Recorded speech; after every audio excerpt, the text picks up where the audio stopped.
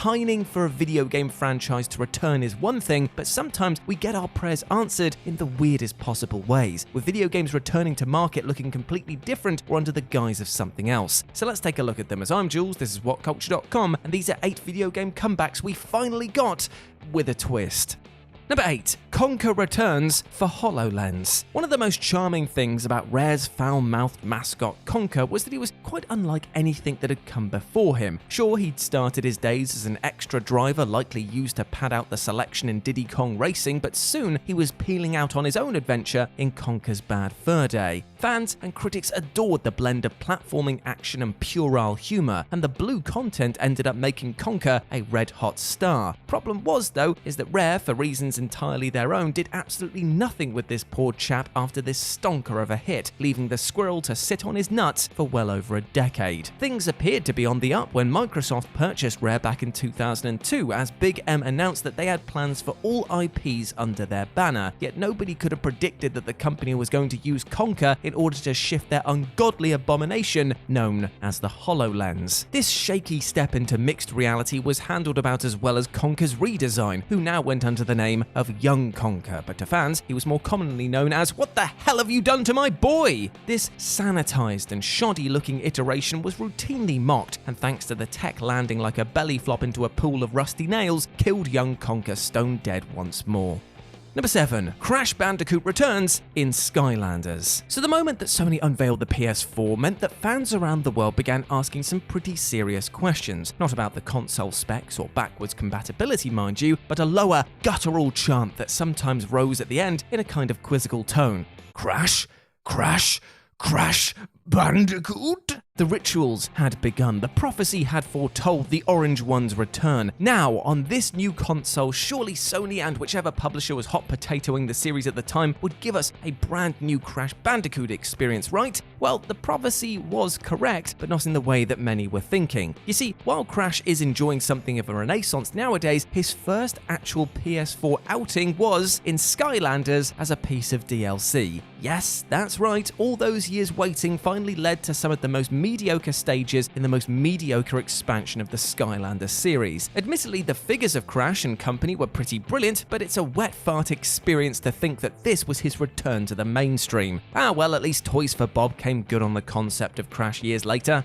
Number 6. Space Invaders returns to a dirty alleyway. When one thinks of the all-time classics that make up the pantheon of gaming gods, Space Invaders is most definitely part of that conversation, as its absolute domination of the arcade golden era was something only topped by other monoliths at the time, such as Pac-Man and Donkey Kong. Space Invaders presented a ridiculously simple premise. Shoot the aliens using your mobile turret before they chew through your defenses, and thanks to a rather fortuitous programming issue caused by the limited hardware, the less aliens that there were on the screen meant that they would move faster and faster towards you. What followed was pure brilliance, monstrous profits, and for some strange reason, a massive drought on progression, with numerous ports of the original being as far as the series looked to tread. With the likes of Pac-Man proving that fresh ideas could keep a series strong, it was strange to see such a giant gather moss. Although when it came to the 2002 reboot, I think that many wished that the franchise had remained buried, as ye gods was this title a stinker. In fact, the foul gameplay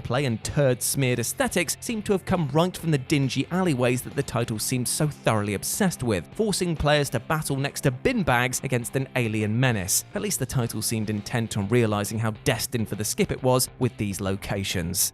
Number 5. Silent Hill returns as DLC for Dead by Daylight. Ever since the almighty slice of horror goodness that was Silent Hill's playable teaser, or PT for short, which wowed audiences the world over with its tightly directed horror set pieces, even mentioning the words Silent and Hill together is enough to get horror fans salivating. Yet, due to Konami being Konami and Hideo Kojima being Hideo Kojima, their working relationship, as well as the Silent Hills project, was terminated with a pretty heavy underline. Therefore, fans of the series found themselves whipped up into a frenzy and then having no outlet for their horror needs. And let me tell you something, Konami, the pachinko machines, well, they aren't gonna bloody cut it. Still, fans did get a morsel of goodness, albeit in a rather strange way, thanks to another horror video game darling, Dead by Daylight, which provided a Silent Hill expansion featuring a playable Pyramid Head and Cheryl as a new survivor, as well as a new map to hunt and indeed be hunted on. It's utterly bizarre to see the Silent Hill IP presented in another title, especially after after such a long time away from the series, but it's clear from this that fans are more than ready for a new mainline installment. Fingers crossed that Konami gets the bloody message, although seeing as we've basically tried everything bar smoke signaling them, it might be a long wait yet.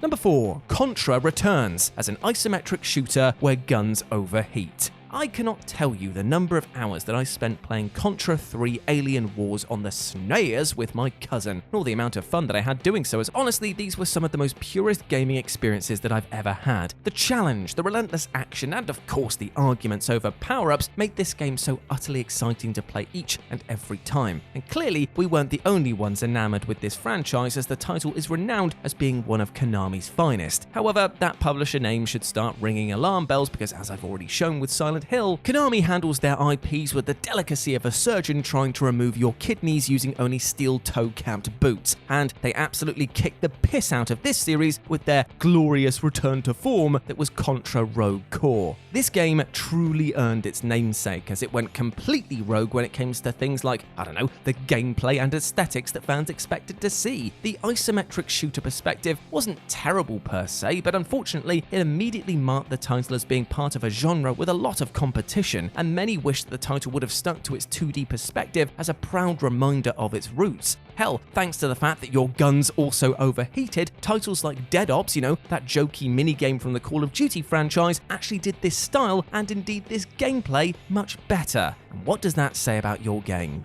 Number 3. Dungeon Keeper returns as a terrible money-hungry mobile game. Despite being a title focused around being the bad guy, the Dungeon Keeper reboot truly was the work of the greediest devil going. This was EA swinging its heft around like never seen before, as in one of the most horrendous examples at the time, the company dredged up a well-known and indeed beloved IP and absolutely cut the legs off of it, and then had the cheek to sell it back to the fans. The original title was a darkly humorous management sim in which you played the big evil of the land, thwarting heroes and their attempts to stop you, as well as making sure that you were the top chef of Hell's Kitchen. Unfortunately, due to licensing handovers, the series was buried way before its time, leaving many to believe that the only way that the franchise would indeed return was through some shady dark dealings with an actual demon. Somehow, actually worse than this, EA took up the reins and immediately rubbed up fans the wrong way by placing the game on mobile devices and then having the gall to install one of the most horrendous paywall mechanics ever seen. Players weren't just encouraged to spend real-life money in order to shorten development time, but out-and-out barred from progression without it. To call this game greedy is an insult to the original sin, as this was somehow far, far worse. Number 2. F-Zero returns as DLC tracks for Mario Kart. The fact that fans have been clamoring for a new F-Zero since 2004 is actually ridiculous at this point, and it makes for a truly bizarre example where, because he's a mainstay in Smash Bros, Captain Falcon is going to end up appearing in more games outside of his own franchise than within it. The high-speed, high-pressure F-Zero games are still regarded as some of the finest and technically impressive titles out there, and with the Switch offering up a fair bit of processing power as well as a huge install base, it is maddening to see the likes of Deep Blue running so very, very dry. And this frustration made for a very strange moment when F-Zero content dropped for Mario Kart 8, as the DLC was handled so well and the course is so utterly addictive that it both scratched the itch but also aggravated even further, as we now knew that Nintendo still had the chops to pull off the standalone experience but chose not to. At this point, I'm not above begging. Please, can we have a new F-Zero game? And number 1, Shadowrun returns as a first-person shooter. For those that never experienced this ridiculously brilliant format, Shadowrun originally began life as a pen and paper tabletop experience, kind of like Dungeons & Dragons, except this time it's data hacking and doubling down on cybernetic augmentations, and you know what? It is still an utter blast to play. The early video games too followed this format, presenting a shockingly large amount of player choice as well as a hefty dose of sci-fi noir to chew on. All seemed well for the series, as positive reviews and sales seemed to suggest a long and healthy life, but the franchise was put on ice after the rather overlooked Sega CD installment that dropped in 1996. It wasn't until 2007 that we got another mainline entry, but it was a title quite unlike anything that fans had been expecting. For a start, the game was ditching nearly all of the RPG elements as well as the turn-based combat system, and instead was going to be a first-person shooter. This was going to be a Microsoft-backed experiment to see if cross-play between consoles and PCs was was indeed possible. As you can imagine, fans of the original format were left completely adrift with this new experience, which sought to offer nothing that the franchise was known for outside of its cyberpunk cross-magic blend. Things weren't helped by the fact that the little experiment did indeed work a treat, but only if the result that you were looking for was console players getting boned by PC players over and over thanks to their faster aiming. As such, when it came to returning to the franchise again in 2013, Shadowrun adopted the addendum Returns to become Shadowrun Returns in order to show fans that the series was back to doing what it did best. Thank God. And there we go, my friends. Those were 8 video game comebacks we finally got with a twist. I hope that you enjoyed that, and please let me know what you thought about it down in the comment section below. As always, I've been Jules. You can go follow me over on Twitter at RetroJ with a 0, or you can swing by Live and Let's Dice, that's Dice with a C, where I do all of my streaming outside of work on both Twitch and YouTube, and it'd be great to see you over there. But before I go, I just want to say one thing. I hope that you're treating yourself well, both mentally and physically, my friend, because you deserve all the best things in life, like love, happiness, and success. Yes, you do, and do not let anything or anyone else tell you otherwise. You're a massive ledge. Now I want you to go out there and utterly smash your life goals today. I believe in you. As always, I've been Jules. You have been awesome. Never forget that, and I'll speak to you soon. Bye.